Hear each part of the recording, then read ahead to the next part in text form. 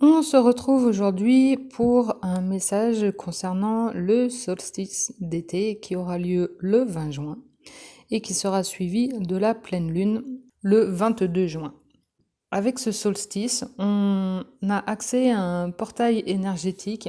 La conscience collective et même la conscience de Gaïa va pouvoir s'infuser et se diffuser à travers les consciences individuelles. Et ce message, en fait, fait suite et permet d'avoir un éclairage sur ma dernière vidéo qui exprimait l'épuisement de vivre. Et par ce témoignage, en fait, je voulais simplement partager le processus de conscience qui s'opère en direct et que mes prises de conscience et mon processus individuel n'est pas indépendant et n'est pas séparé du reste du vivant dont je suis entourée et n'est pas séparé du collectif. Et donc ça va permettre de faire le lien et de reprendre conscience quelque part des interactions constantes qui sont en œuvre à chaque instant. Et ça permet aussi de voir et de prendre son expérience individuelle dans un contexte collectif et de savoir que l'on n'est pas seul. Donc c'est aussi essentiellement pour ça que je fais mes témoignages ou que je partage mes ressentis. C'est que ça peut permettre à d'autres personnes de se retrouver, de ne pas se sentir en fait isolées et de reprendre conscience et connaissance que nous sommes tous en interaction. Dans ma dernière vidéo, en fait, je partageais ma descente dans mes profondeurs, dans mes abysses de conscience, dans mes ombres, ce qui permet ainsi en fait de nommer l'obscur, de nommer l'inacceptable et ainsi de verbaliser ma vérité du moment afin de la reconnaître. Et c'est aussi ça que je fais à travers mes partages audio actuellement, c'est que je donne aussi des clés en fait du processus pour comprendre intellectuellement, mais aussi éventuellement après des petits outils pour conscientiser, comprendre le processus et aussi mettre en application pour voir ce qui se passe pour soi-même afin de reprendre son pouvoir personnel, de démêler les choses à l'intérieur de nous et éclaircir l'obscur ou ses ombres afin de mettre de la conscience dessus. Donc, nommer ses ressentis, nommer ses perceptions, c'est nommer ce qui est. C'est mettre des mots sur le vécu pour le reconnaître. Et ceci, en fait, permet de reprendre son pouvoir afin d'agir avec ce qui se passe à l'intérieur de soi et non plus contre ou ne pas aussi les mettre d'un côté du style cacher le tas de poussière sous un tapis, en fait. C'est être au clair avec soi-même de plus en plus. Alors, une fois que l'on a vu, nommer ce que l'on ressent, on peut commencer à faire connaissance avec ceci et donc à l'identifier. En identifiant cette chose, ce ressenti, ce truc obscur à l'intérieur de soi avec lequel bien souvent on n'est pas en adéquation, on en a peur, on s'en méfie, puis c'est souvent en fait traduit par des ressentis désagréables, voire douloureux, et c'est en mettant des mots que ceci va pouvoir prendre forme, va pouvoir prendre une couleur, va pouvoir commencer en fait à émerger une image de ce brouillard en fait de ressenti et va ainsi sortir de l'ombre et du brouillard, voire du noir et donc de la peur et de l'inconnu. Et c'est par ce processus de nommer les choses, de reconnaître ce qui est, que la conscience en fait va pouvoir s'infuser, infuser sa lumière et permettre le discernement.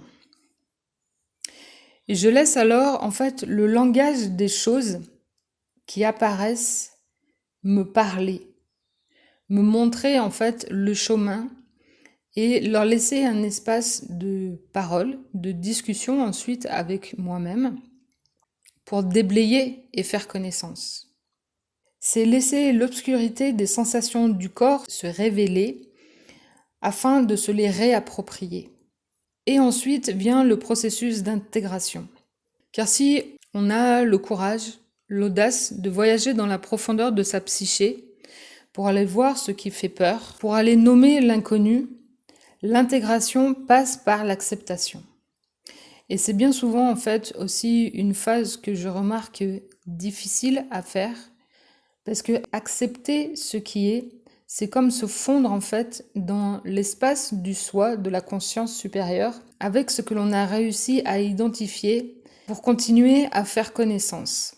Et c'est en faisant connaissance, avec un dialogue intérieur, avec ces différentes parts de soi, que l'on commence à se réapproprier et que, comme quand tu rencontres une personne, en fait, faire connaissance au fur et à mesure de la discussion, on a moins peur de la première image que l'on a pu avoir de cette personne.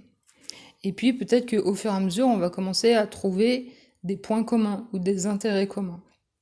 Et donc entretenir ce dialogue intérieur avec ce ressenti bien souvent désagréable au départ va permettre en fait de diminuer cette sensation désagréable puisqu'on laisse cette part de soi s'exprimer.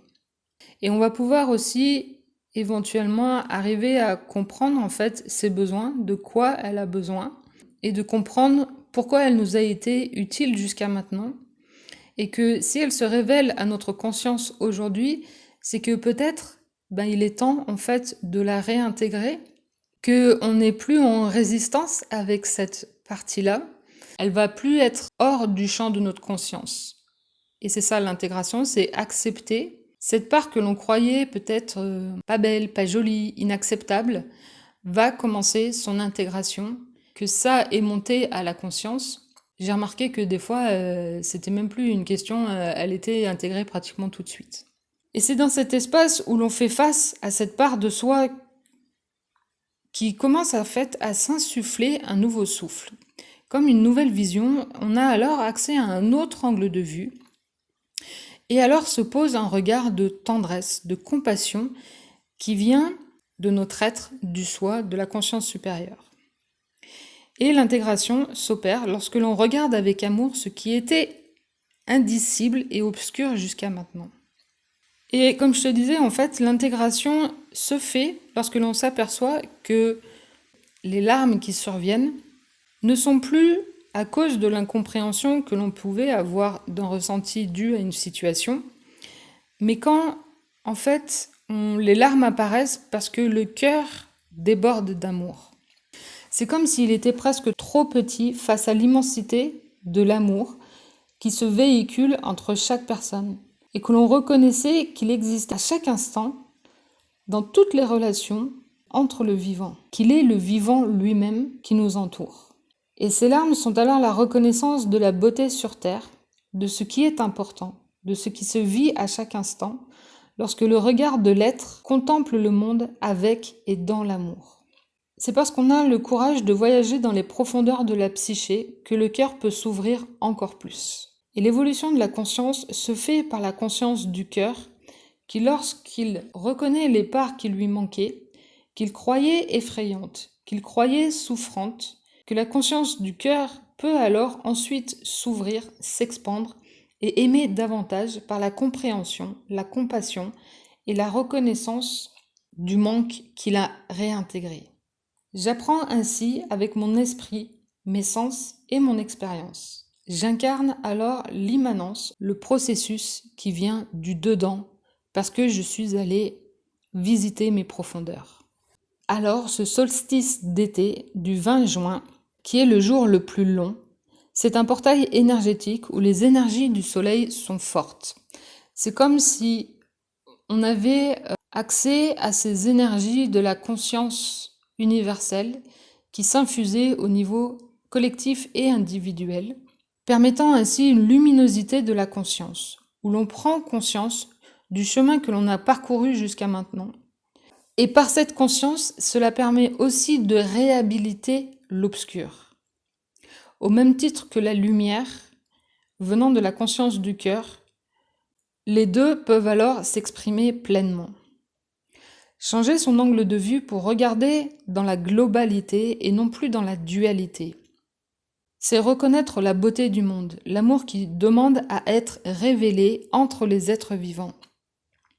nous transportant hors du temps pour donner accès à la beauté infinie du paysage intérieur primordial qui pourra dans un second temps se révéler dans la réalité matérielle. Alors ce portail du 20 juin plus la pleine lune du 22 juin, c'est l'occasion en fait de poser un nouveau regard sur ce qui rassemble et non plus les oppositions. C'est voir les deux faces d'une même pièce, l'une n'étant pas plus importante ou plus négative que l'autre.